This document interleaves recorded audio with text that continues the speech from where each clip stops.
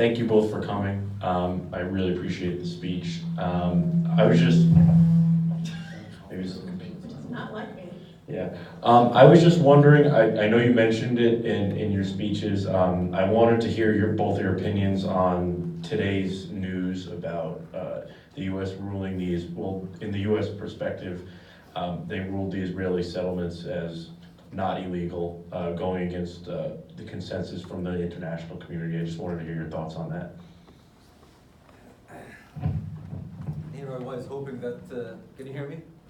No. Yeah, hoping that we'll not talk about this issue, but I guess not escaping it. But it's a very complicated issue. In the sense, in the sense that actually it was not, from a purely formal point of view, it was not such a major departure from US policy. I mean, the US considers settlements illegal for a brief period and then recategorized them as unhelpful. Very different. So today, yeah, we should probably turn this off. I did. Yeah. So today, almost reiterates that. So from a policy point of view, makes no huge difference. And to tell you the truth, I mean, as a negotiator, the issue of legality or illegality never made it to the negotiating room. Partly because we knew that this issue has to be resolved based on politics and diplomacy, not on the basis of law. But that's only half of the story. Because what we've seen now, since the announcement, there is anger among the Palestinians, statements rejecting all of this. This is creating tension in the Palestinian street. We see some of the Arab countries that have good relations with the United States being on the defensive. The Jordanian foreign minister just tweeted that they totally reject this. It is creating anxiety in the region, and it's not very clear to me why they're doing this, the administration. There is no negotiation, there is no real pressure to do this. So it's one of these things that in practical terms doesn't really make much of a difference. By the way, even if the US says it's legal, the rest of the world will continue saying it's illegal, so it's not going to change the consensus either. There is no clear policy objective to it, there's no clear reason to it. All it does is it inflames the streets, embarrasses America's allies, and basically creates a solution or a problem where no problem existed just a day ago. In terms of timing, we could only guess. I mean, I'm trying to see the nexus point of politics and policy. I think this seems to me, and Raith and I haven't had this conversation, it's so fresh, so I don't know if we'll agree or disagree. I see it as more kind of unfinished business that Netanyahu had been discussing this with the US ambassador, David Friedman, who used to be the head of the American Friends at Bet El, which is outside the barrier, I will point out. And that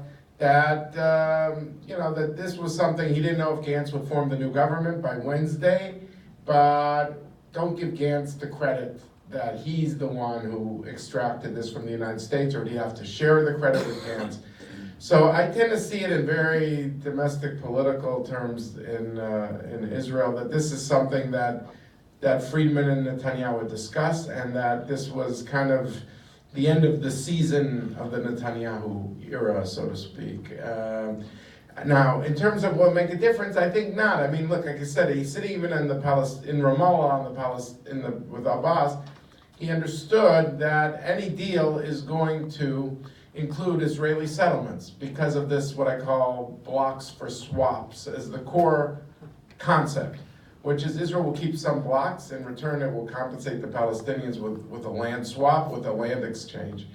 So I think that, a memo written by the State Department in 1978 is not going to, it didn't shape Camp David or any of the subsequent peace approaches. It's not done to be disrespectful in any way, but I tend to think that, there's an interesting question, why now all of a sudden, in a way that this has not been a big subject of discussion lately, so I try to speculate why now, but in the substance, that memo of 1978 did not shape any of the peace plans, and they've all differentiated within the settlements issue of swaps and blocks. So that, I think, it isn't going to move the needle dramatically on the substance. What's my fear? My fear is Raith's point that it will unnecessarily inflame certain passions, and that somehow the media spin in the Arab world is gonna be something like US encourages Israel to build settlements. And clearly that kind of a headline, it doesn't matter that Pompeo never said it, it won't matter because people will interpret that he said it. The US never even said the word deal of the century, but everyone calls the peace plan the deal of the century.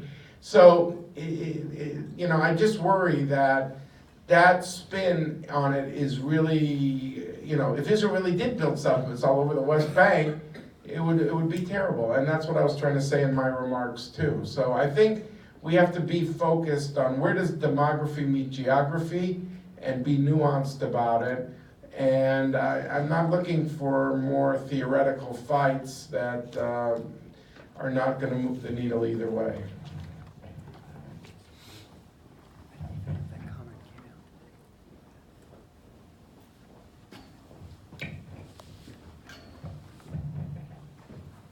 Thank you both for coming. I actually do feel